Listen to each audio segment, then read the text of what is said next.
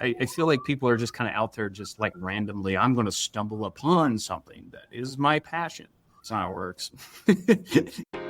Hello, everybody. Welcome to Behind Their Success podcast. I'm Peyton Squires, the host. And this morning we have on David Flores Wilson.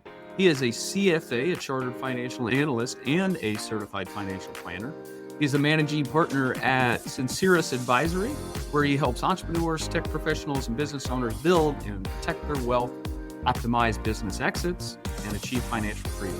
David was named Investopedia Top 100 Financial Advisors, both in 2019 and 2020. His financial expertise has been featured on CNBC, the New York Times, and Investment News. David even represented Guam in the 1996 Olympics, which is really cool story. That's on that, and is an active member of Entrepreneurs Organization. David, good morning. Welcome on Behind Their Success.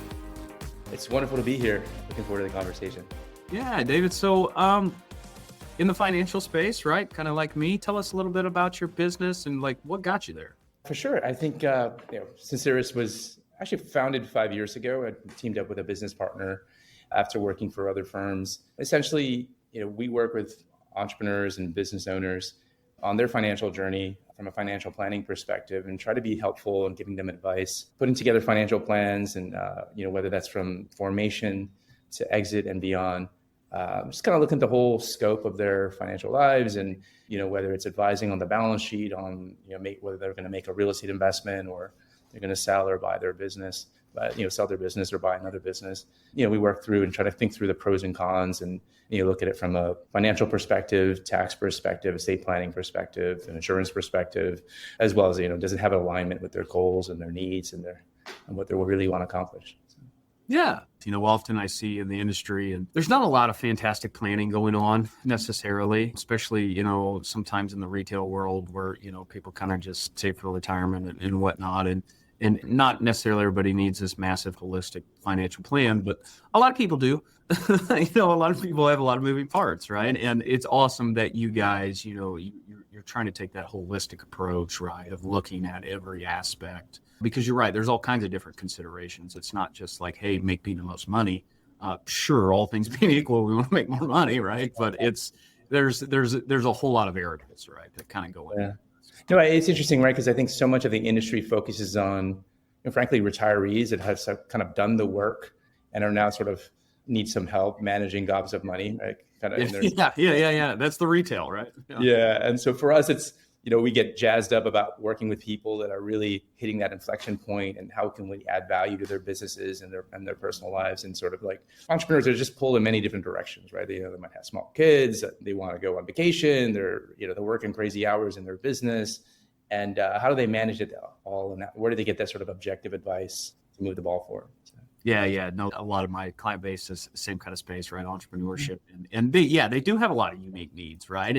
And I think it's very important, and it's not a self-promotion for me, but I think it's very important to work with somebody that kind of understands what you're going through, right? Or is an entrepreneur, is a business owner, knows all those pressures and stresses and what's even just going on in your life. It's great to work with other professionals in all your areas of needs, right, that can relate to that.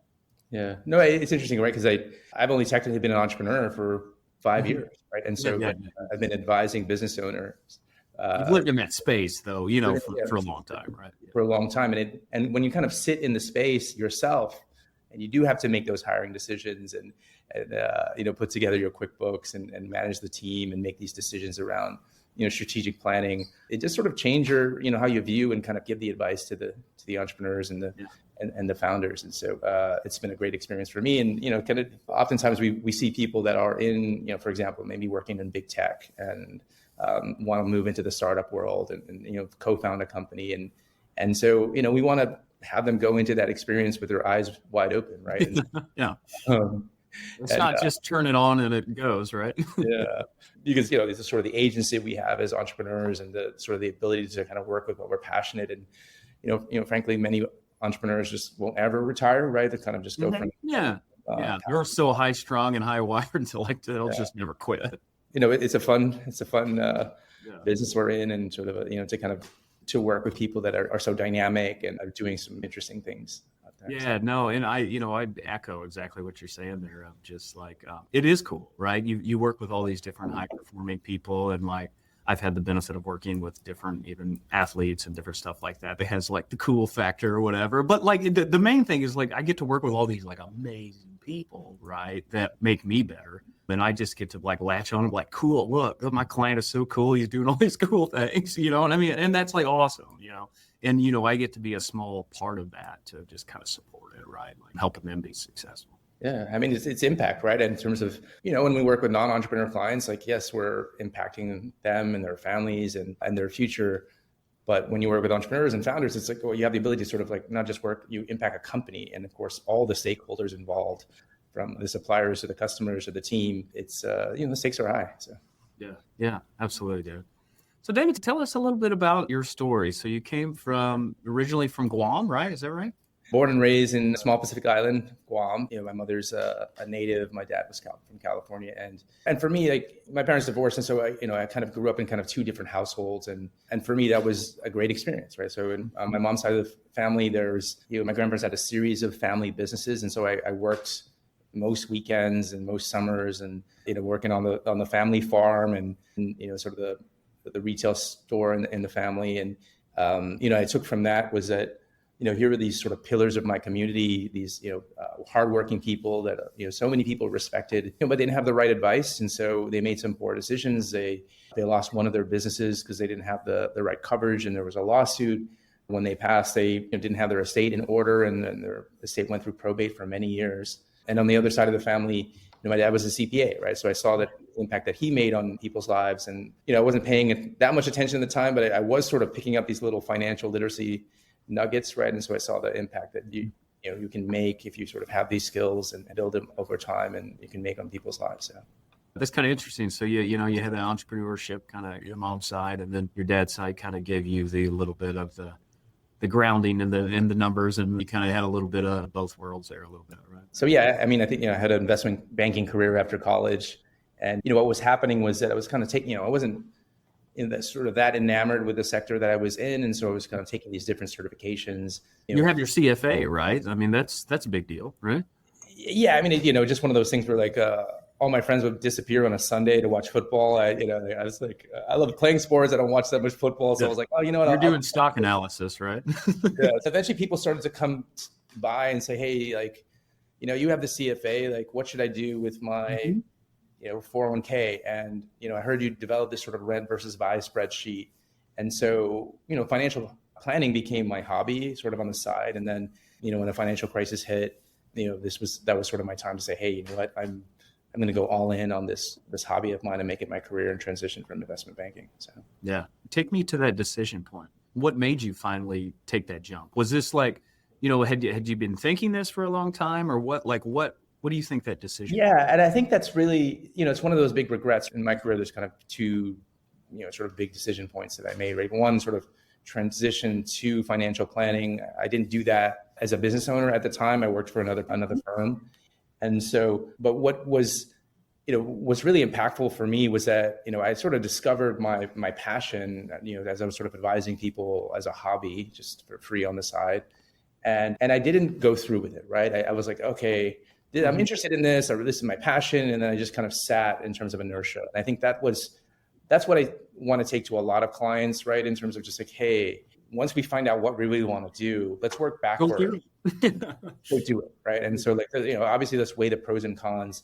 And so, I made that mistake of not acting on it. And so I really emphasize to the people that we work with, say, like, hey, let's identify your passions and your values and figure out a plan to get there. And then sort of the next step during the pandemic was, essentially that, okay, well, I'm doing this in a way that at another firm where, I didn't feel entirely comfortable that if, something happened to me, if I got sick during the pandemic or something like that, where, the clients were being taken care of. So wanted to build a firm where, it was holistic, it was comprehensive, we were giving objective advice, with, very few sort of conflicts. And so, that was the goal 5 years ago. And it's worked out really well since in terms of growth and the impact that we've been able to make on people's lives. So.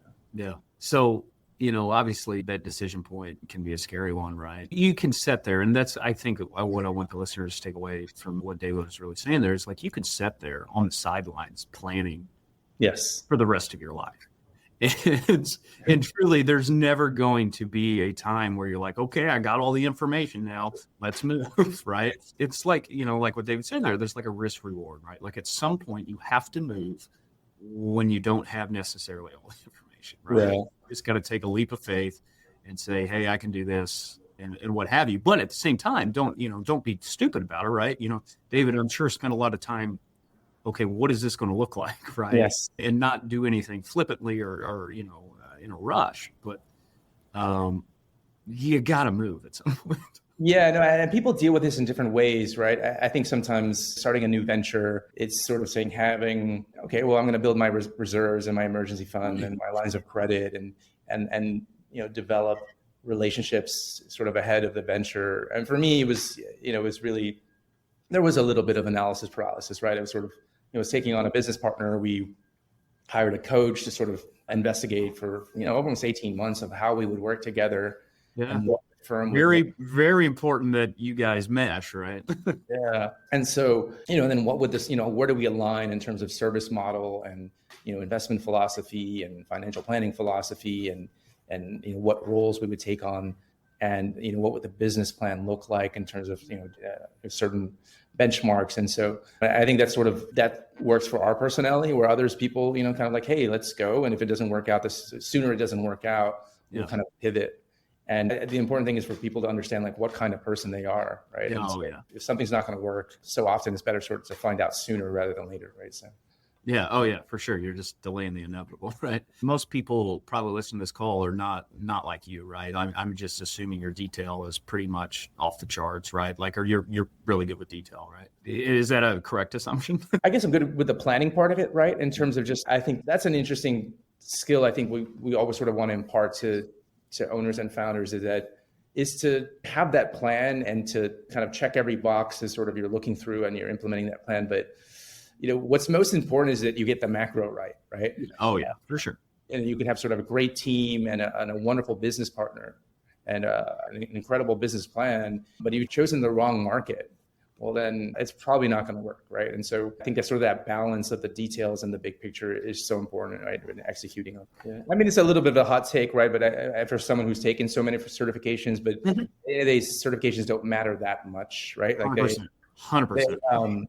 There's different certifications I've taken. I'm like, there might have been 3 or 4 incredible sort of planning ideas I got from a certification. And those have been impactful. And then maybe it was impactful for a few years, but I think, just always sort of thinking through of like, okay, how can I, just kind of get better every week, try to get 1% better every week. And, there's different ways, there's no substitute, of course, for working with clients and figuring out interesting solutions to the problems that they have. But, some of the certifications can help here and there. For sure. Yeah, no, 100%. As a guy with a bunch of certifications myself and taught college and all kinds of college degrees, like, I don't really care. You know what I mean? Like, I don't really care about anybody's certifications. Like, it's like, do you have the experience? Like, can you do the job? Great. So it's important. Like, it's important for like people in professional services is their career, because especially in the beginning when you don't have the credibility, it can help add to your credibility, right? And give you some authority. It's like you either have skills or you don't. My CPA, while it's been, obviously, it, legitimizes me in some people's eyes. I mean, like what I learned in that itself, like, I don't know that I apply any of it. And that's probably a bit flippant of a comment, but it's not like they're learning exactly what I'm doing day to day. I'm doing totally different stuff, right? So yeah, very cool. So looking back, so you've running your own practice here for about 5 years, or your own group. What do you think is your best skill, David, that leads to your success, your ability to just grow this business? What would you call your superpower? Yeah, I mean, I think it's interesting. People call this the passion, or it's a little bit of an obsession, right? It's sort of an obsession to kind of getting better at the craft, so that way can kind of make an impact on helping people. Oftentimes, younger people will sort of ask me either advice or so, what it takes to sort of be successful in the business. And for me, it's really just, hey, that you have to have that desire to help people, or else it's just not going to happen long term for you, right? It's just like you're not going to put in an extra hour. You're not going to sort of go the extra mile if you're not, you don't have the desire to help people and kind of move the plot forward in their financial lives. And then sort of related to that is that sort of obsession really of sort of getting better at the craft. For me, it's like a fun video game, right? In terms of Yeah. Mhm. sort of learning new things and applying that to people's situations and then seeing them implement it and have success doing that. That's is a superpower I have. Yeah, man, that's awesome. And I think I can see that just in this conversation, right? You've several times you go back to just like rituals or habits, or I mean, I'm guessing you're somewhat a fairly ritual guy or habitual guy, right? Were you talking about back in college or whatever you were saying there, where, on Sundays, everybody was watching football or whatever, and you just created this habit of I study for a test on Sunday. And, in the beginning, that didn't really separate you much from your friends. But if you keep doing that for week after week after week after week, you start there's a gap there, right? And you start accomplishing things that other people aren't accomplishing. That's where I found a lot of success in my life. I'm somewhat naturally talented in some areas, but really where I'm successful is my routines. I just do the same thing over and over and over again. And it's amazing how good you can get at stuff when you just do the same thing over and over and over again. You're not able to put habits like, new habits in your life that, if you want to change your life, like change something you do daily, right? Like that'll change your life, even the tiniest thing that you do daily. Yeah, and we see so many entrepreneurs, right? They go sort of in their wormhole and they kind of just, obsess about the business. And then, so the rest of their life falls apart. You hear a lot of sort of successful people talk about, kind of follow your passion and sort of the balance that they have. Oftentimes, like it wasn't the balance that led to sort of unusual successful outcomes, right? Mm-hmm. And so, it can be very painful for certain journeys, right? And not for everyone. Some people can really, optimize and find balance, but, sort of business gets more competitive like every year, right? And so, the market forces, whether it's interest rates or tariffs or kind of whatever it is in terms of the issues that are business owners are kind of dealing in their particular sector today. It's just, it's just a challenging environment. And so like, just having that edge in their businesses is... The cops are coming to get you, dude. It's a typical New York City, right? Right. Yeah. See where I'm at, I usually don't have problems with sirens. Yeah. We're 5 floors up and we're still like, we're hearing some sirens that are like, 2-3 blocks away or something. Another great question for you is, so you've done a lot of things, obviously you've had a certain level of success in your journey. What would you say has been the most rewarding experience kind of on this journey? Looking back, just entrepreneur, all the things you've done, what would you say is most rewarding? It's very rewarding when we do a discovery process with clients, get to know who they are, what their goals are, what their values are, what are they sort of doing so far in terms of their financial activities, whether it's saving or spending, investing, protecting what they have. And then we sort of say, hey, like this is the advice and kind of the plan that we put together. And as we go over time, we start to check off these milestones, right? Mm-hmm. And so, whether it's in the life events or saving X amount so that they have financial freedom, when we sort of do that, and it's just a real like deep sense of satisfaction that like, okay, well, we've done the plan. It doesn't always go according to plan. Yeah. Well, it never does. Exactly, right. So that's why it's called, it's called financial planning, right? Not just financial plan, because it's live, it's interactive, right? But, sort of really proud of sort of the impact that we've made in people's lives and sort of, able to sort of, buy that home, put the kids through college, sell that business successfully, expand the business, start a new business and so on. So those things are really what I'm most proud of that we've helped. Again, we're not the hero of that story, right? It's the entrepreneur that sits there and they do the work, but we can help guide them and give them sort of, little tidbits here and there so they can make better decisions. Yeah. And like I said, I really appreciate, kind of the approach you guys take there. And it's one that we take a very similar approach of like, it's not, yes, we are tax people and money people, right? And that's our subject matter expert, right? But like we're consultants, we're advisors. We need to know how to talk to people, how to communicate with people and realize like, especially I think like accountants in my industry get this a lot wrong because they're not necessarily generally good with people, but you realize like the issues are generally people issues or like they have some block. They're not doing, it's not like, oh, this entrepreneur has a lack of information, therefore they're not doing something. It's because like, they know what they need to do, but they just don't do it. And it's like behavioral type stuff. And to be able to understand that and be able to communicate and have empathy. And I think that's how you can really be an effective advisor and consultant. And maybe like in my industry, not get caught up in the tax prep game where you're just pumping out tax returns. And by the way, technology is going to do all that in 2 years without us. So you need to actually position yourself as a consultant. Yeah, we're very aligned, right? In terms of there's so many CPAs out there. It's sort of a relationship of almost a hired gun, right? They kind of do the tax return. It's just a tactic, really. Like that's all it is. See each other once a year, and there sort of isn't that sort of pro forma, like, hey, let's have these conversations. Because some of these strategies, it takes a while to sort of digest, right? And sort of like, how do they implement in that business, and whether it's tax saving ideas on the entity side or referral side or deductions and credits or emphasizing long-term versus ordinary. I think that you need to be able to sort of communicate it, and it needs to make sense to the business owner. And so someone like yourself who takes that approach and is forward looking really stands out in the marketplace for sure. So. Yeah. Talking about leadership, it's something I'm really focused on. I've really started to grow my team. My role becomes more marketing and leadership, right? Yeah. Lead evangelist is what I call myself now, self-titled.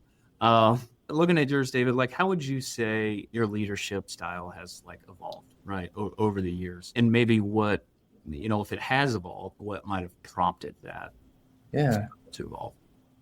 It's interesting, right? Because I think my leadership journey is still evolving, right? And so for so long, I've been in the financial planning business and the investment business, but we're now in the talent development business as we build a team. That's the bottleneck of our business, isn't it? Exactly.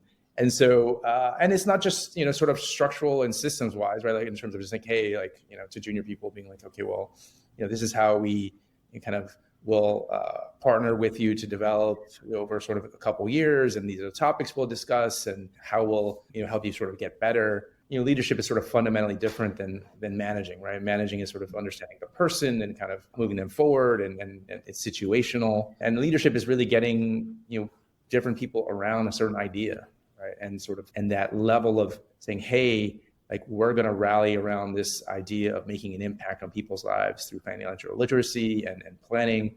And so it's been my strategy to say, hey, like, I just lead by example in terms of the work I put in, how we treat clients in terms of treating them fairly and giving them objective advice, and leading by example there and saying, hey, these are our values, right? And so, being independent, being fair, this commitment to lifelong learning, and these are our values, and we stand for these values 100% of the time, and finding people that align with those values and inspiring with them that vision. And that's sort of been my strategy. And so, same here. It's tough, right? Because then, I'll say it's tough. It's a responsibility. And I've already seen ways to where like me as a leader, where maybe I would say fail in an area, but not handle something as well as I could. And then I watch it infect my entire team. Yeah. You know what I mean? And it's like, I'm like, oh, that's happening. Well, of course it is. They're doing what I do. Like, you know what I mean? It all comes back to me as a leader. That's what I just need to focus on being a better and better leader. And there'll be less things happening here that I have problems with. Obviously we want to learn from our mistakes, but, I think so much involved in so many sort of different entrepreneur communities where, like, maybe I can learn from other people's mistakes, right? Before I make those mistakes. Yeah. And that's the point of this show, right?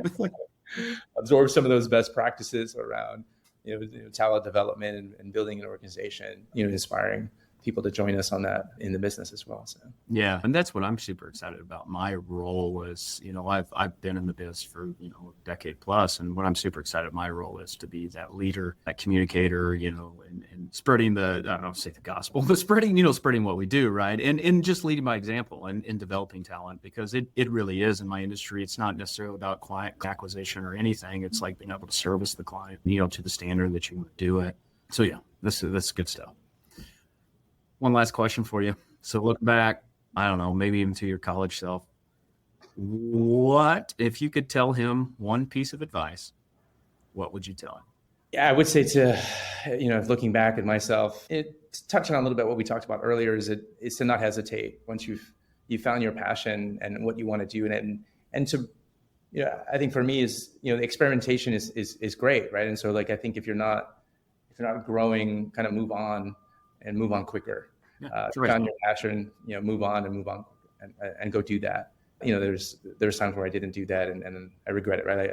I regret not starting my entrepreneur journey earlier for sure. So Yeah. And, I would say I struggled with the same thing. It took me forever to jump off. Now I did it, 11 years ago, and somehow I was brave enough to do it then. I don't know why or how or whatever, but it was one of the best decisions I've ever made. But you just got to do something, right? Because if you're just sitting there on the sideline, you're just going to sit there and live with regret and not actually figure out if you can actually do something or not. So it's like if, and we also talk about passion and finding your passion. And I'm a big believer that you don't find your passion, you got to develop your passion. And the only way to do that is to start trying things, playing around with things, see things that you like, or maybe you're kind of naturally good at it a little bit.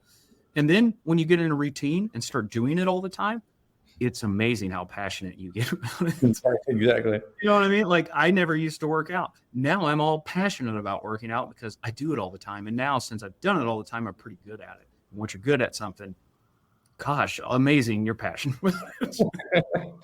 It's pretty wild stuff. Like I said, I feel like people are just kind of out there just randomly, I'm going to stumble upon something that is my passion. That's not how it works. You got to pick something up and play with it for a long time. And then once you start figuring out that game, whatever that is, like playing the piano or lifting weights or whatever it is. Oh, yeah, I was reading a book about, it was kind of talking about this concept, right? Of particularly in sports where, someone like Tiger Woods, 2 years old playing golf. Yeah. And then someone like Roger Federer, whose parents actually were professional tennis players. He just did a variety of things and it was not encouraged. And so that sampling period was so important for him. He's like, hey, I'm going to try this sport. I'm going to try that sport. And then, shocker, he ends up being really good at tennis, right? And so there's a small percentage of the population that, it's destiny, right? Tiger Woods golf is destiny. And so going all in early, focusing on nothing else but that makes sense. But for most people, we need this sort of sampling period to really understand what our strengths and weaknesses are and what we like and what we don't, and then sort of apply that to our, sort of our ultimate journey. So. Yeah, I wish people, I would say college age type people would do that, right? We kind of put the pressure in our culture of people, college age people need to know what their plan is supposed to be. And it's well, no, you guys are actually at the perfect time to where you could take any type of risk and do anything you want. It doesn't really even matter, right? But you get that 25-year-old, they get out of college and what do? They immediately go extremely conservative. Right. They get the steady job, they get the health insurance, they get whatever. Right. And it's amazing. They're actually in the best opportunity to just, what do they got to lose? Yeah.